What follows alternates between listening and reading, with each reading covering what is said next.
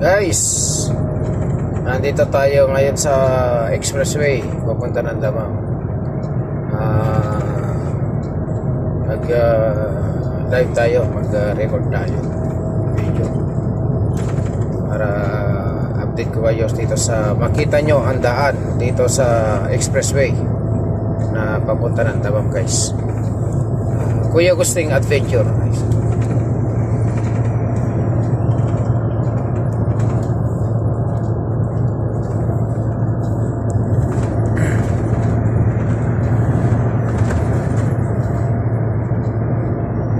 Ganito ang takbo namin dito sa Saudi.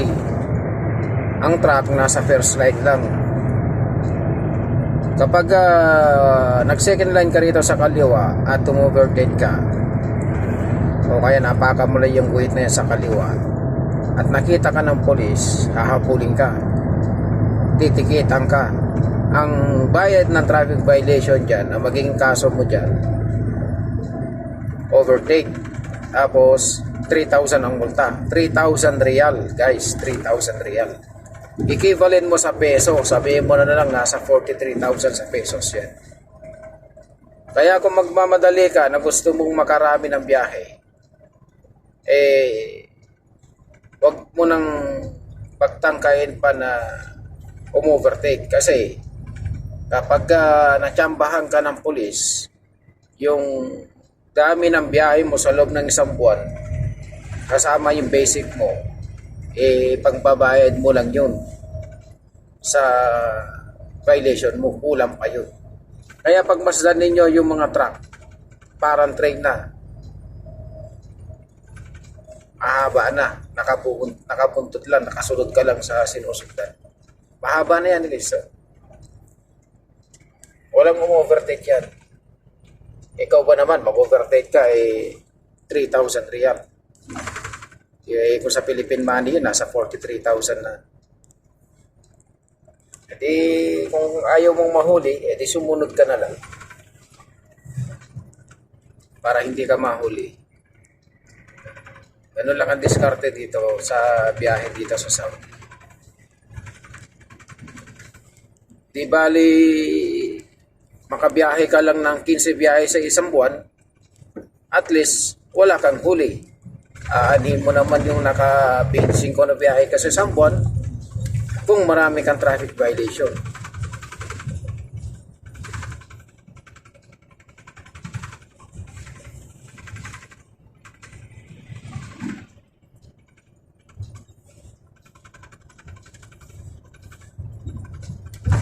Kaya kung sinong magtangkang gusto na pupunta rito sa Saudi na mag-apply ng trailer driver, ganito po ang sitwasyon ng biyahe namin dito.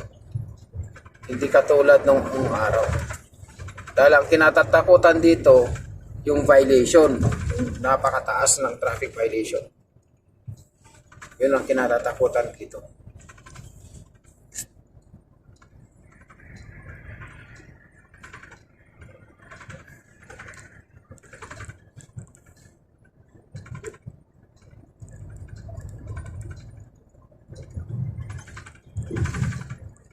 Pero kung gusto niyo lang magkaroon ng experience para sa mga baguhan, pwede naman, welcome naman kayo rito sa Kingdom of Saudi Arabia. Ito kasi yung Saudi na napakadali na mag-apply ng trailer driver. Basta driver ang applyan mo rito, napakabilis. Ingat-ingat lang sa pagmamaneho kung kayo ay nagkaroon ng lisensya. Dahil sa mahal ng traffic violation.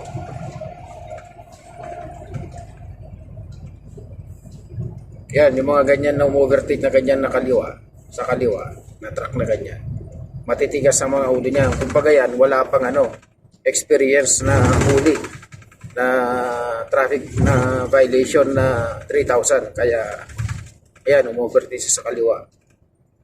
Ayun, pag gayahin mo yan, pag natsambahan ka, ikaw lang din naman ang magbabayad sa violation mo. Pero kung hindi ka mainipin at nang sayangin mo yung pagod mo sa loob ng isang buwan, eh, ganito na lang. Sumunod ka na lang doon sa sinusundan mo. Kahit na ganyan ang takbo, 69. Oh. Yan ang takbo, 69. Oh. Yan lang. Eh, yun lang ang takbo na sinusundan natin. Eh. O i-radar natin yung sinusundan natin kung ilan ang takbo. I-radar ko. O 68. O 68 din ako. 68 yung ito. O naging 71 na lang. Ayun yung radar. Na-radar nitong camera na yan. Yan. Na-sensor niya. Ngayon, na-radar na ganyan na 68, magdagdag tayo. O 70. 70 yung takbo niya. Kukumpyahin ngayon ng nitong truck, 70 ang takbo. Ngayon, naka-automatic accelerator tayo, guys. Naka-automatic, ayan. Nakabitaw ako sa sinilador. Ayan. Ito yung sinilador niya. Ayan, yan ang sinilador. Ayan. Hindi ko apakan yan kasi naka-automatic tayo. Ang katabi nito, brake. Ito yung brake. Foot brake. Oh, naging 65 na lang.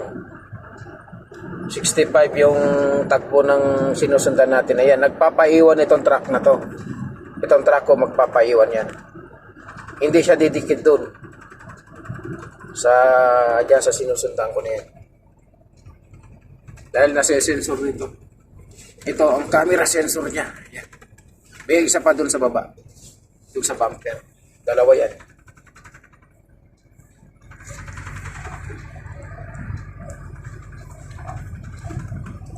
So guys, kung meron kayong kung nagustuhan ninyo itong aking video, please pag-subscribe and pindutin na rin ng notification bell at like and share na rin guys. Ako si Kuya Gusting Adventure. Nasa Diyos ang awa, nasa tao ang gawa. Maraming salamat. God bless you all.